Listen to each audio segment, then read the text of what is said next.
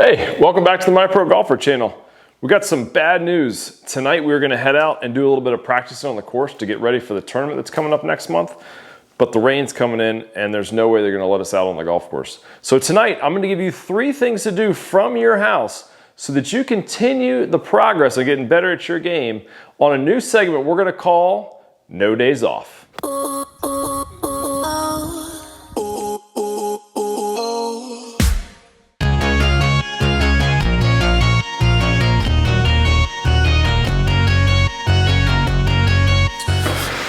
So the first and most simple thing is just to make sure that you're doing what you need to be doing in the process of the olive tree method, okay? So the olive tree method, we're just gonna get into it.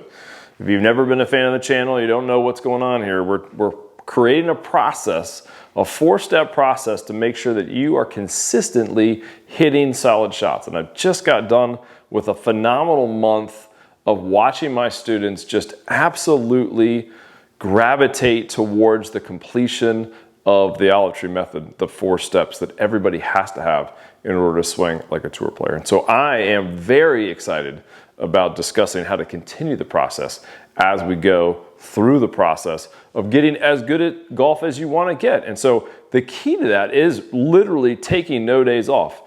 Doesn't mean you got to get to the range every day, but you've got to be in a process where you can perfect the movement patterns of the golf swing. And so one of the first and most important things is regular checkups on your posture.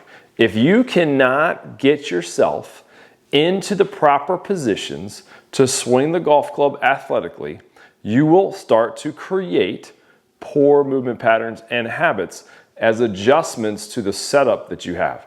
If you got watching golf on television, you'll notice most tour players look very similar in their setups. Are their body types the same? No, but their setups are all the same. So one of the things you could do, and one of my most important things that I tell all students when we're giving lessons in person, online, around the globe, is make sure you've got a good mirror. Full length is great.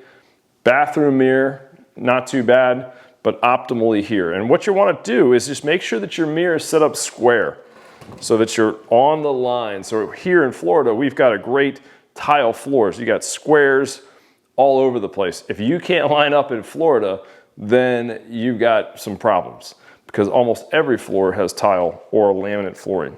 So right now below me, you can see I've got lines in my feet. That would be open. That would be closed. I've got a mirror right here testing my body. And so now I know my feet are square. I know that my belt is pointed towards the ground and I'm getting my body to let the hands hang like spaghetti. And so if I can make sure I do that, and just think about the posture, even if you just want to take a rod or a golf club and then take the posture, this would be sort of a driver setup where the club is way out and down. And then this is sort of your sand wedge setup where you're really getting your hamstrings up and on top. You're tilting down so that the iron, the shaft, the club, whatever you're using, is aiming at the ground with your belt buckle. So you're trying to create that vision in the mirror. And you want to check both ways. You want to check here. You want to check here and see it in the mirror, and you want to check in this position so you can make sure that you're square your feet line, your hips are tilted, your spine is tall and relaxed so that you can start creating the perfect setup each and every day, even on days you can't get out on the golf course. Hey, thanks for watching today's episode. Here at My Pro Golfer, you know we like to keep things simple. And today, I've got a special gift for you to help you never miss a 5-foot putt again. Click the link below and download today. All right, so you've done your posture check. That's really important to check that every day because a lot of times people tend to round their backs and kind of go to the ball like this, creating that spine bend. And so when they create the backswing, their body actually has to lift up and down, really affecting the plane. And so the first things first is you got to get your posture checked every day. Make sure you're doing that. And then when you have that done, then you can get into step 2, which is really focusing on rotation.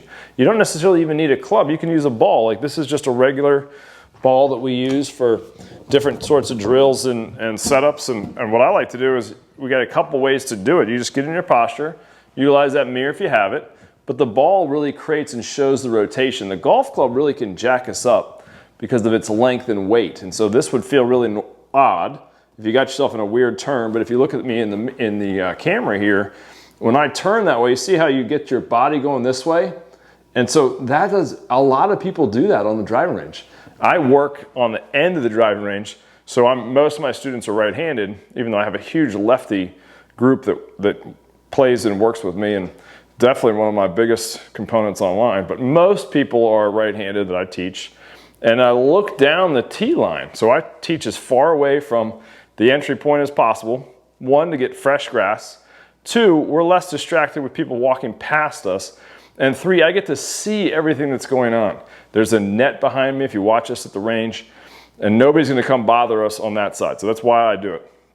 But I look down there and I see this position all the time, because what happens is in function, the club itself, I'm gonna grab something short. Let's go pitching wedge. As you get your pitching wedge and you take it up, the weight for most people create a movement like that that gets this V, backwards V. We don't want that, we want the U. All right, so if I can get the feeling, the sensation with a ball, basketball, soccer ball, you don't need this. If you're not a yoga person, no big deal. But we want to get the body set up in that spine angle and then just turn enough so that you can kind of drop it behind your right foot. Take your body and turn, making sure you're feeling it in your core.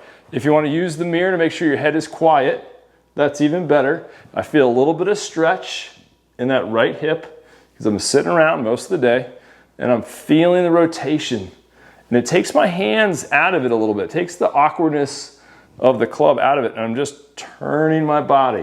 One of the things I like to do is try to think about grabbing a weight, a dumbbell, or a plate over off of a rack machine, and then taking it and turning it and putting it right there. That's closer to a golf swing that you see on the PGA Tour than most golf swings you see on the driving range. So step 2, have something in your hands where you can rotate and sort of screw your body into the ground, creating that movement pattern so that you can take a day off from hitting, but not a day off from getting better.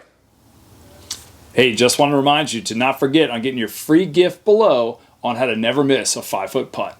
So this is an oldie but a goodie, and it's something you can do. I fortunately have ceilings that are 9 feet high, so I can swing in here. I've got a simulator room. I have got Foresight sitting right here on the floor, which I just got for my students, and I'm ecstatic to have all this equipment. But not everybody has a TV that can put YouTube videos of me up there and racks of clubs and different options in their house. And so some of you aren't going to be able to swing.